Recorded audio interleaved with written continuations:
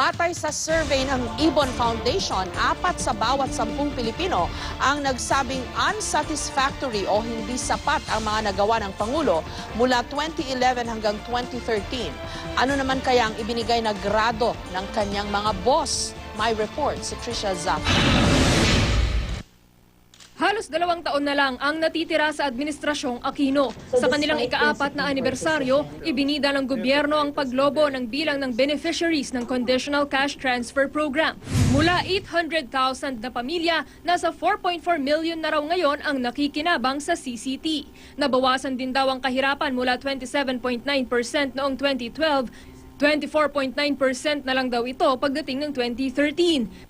Pero Malacanang na rin ang nagsabi, marami pang dapat gawin para matupad ang kanilang social contract o mga pangako sa sambayanan. Pero nang hinga ng grado para sa sariling pagtatrabaho, tumanggi ang tagapagsalita ng palasyo.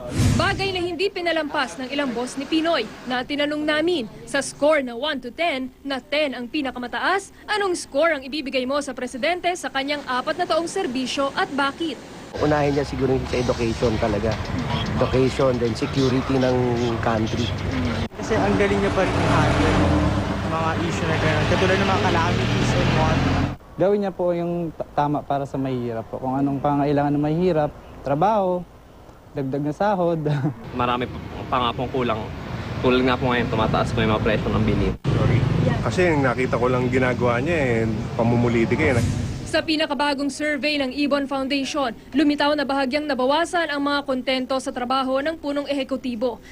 Sa 1,500 Pilipino na edad 18 pataas na tinanong nitong April 24 to 30 kung ano ang kanilang masasabi sa performance ng Pangulo sa nagdaang 3 taon, 36% ang nagsabing satisfactory o sapat.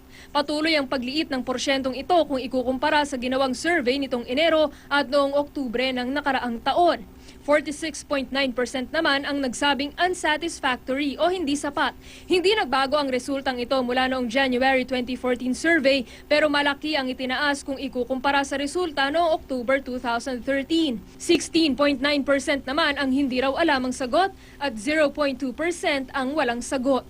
Yung daily experience ng mga tao na nakita nila pa rin ng corruption, nakita nila kulang pa rin ang trabaho sa ating lipunan, nakita nila mahal pa rin ang presyo ng bilihin at maraming kulang ang kita para mabuhay ng desente. We think reflected siya well dito sa survey results na ito.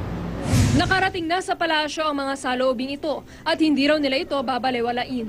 Ito ay nagbibigay ng input para sa ating pamahalaan na tignan kung paano pa mapapahusay ang performance nito.